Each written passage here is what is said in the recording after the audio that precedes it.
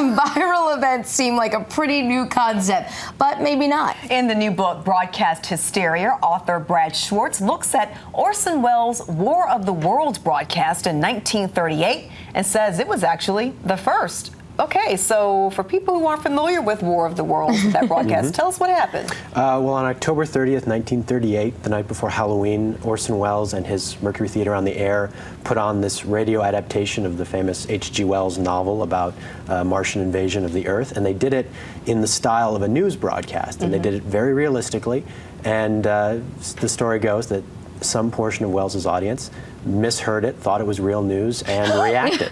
Oh my gosh. What kind of reaction did they have? Well, it depended on the circumstance. Typically, if you were you were with people who also believed it to be true, like in an apartment building or on a college campus or something like that, there could be a little pocket of hysteria where people were, very agitated, running around, maybe trying to escape. But that behavior, although it did happen, was kind of rare. Wow. So you said there are strong parallels between this event and today's social media. What do you mean by that?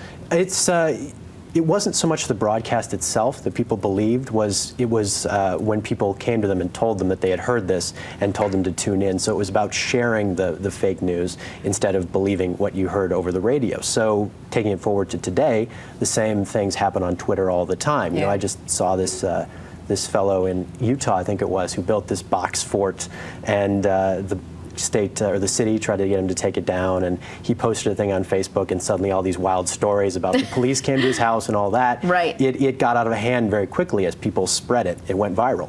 And the War of the Worlds in 1938 went viral in much the same way. So for readers of your book, is this a critique on media, history lesson, both?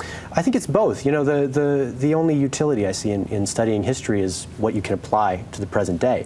And I think if people read the book and understand it, they will learn to, I guess, view their Twitter feeds more critically, and maybe what comes to them through the news media as well. Sounds very interesting. Did you have to do a lot of research for all this? I did. I as an undergraduate at the University of Michigan, which is where I'm from, I went through about 2,000 letters that people wrote to Wells and the FCC describing their experiences. Wow. Yes. And 2,000 letters. Yes, they were very much the Twitter and Facebook postings of their day. Well, very nice to meet you. Thank you again. Nice to meet you too. Thanks for having me.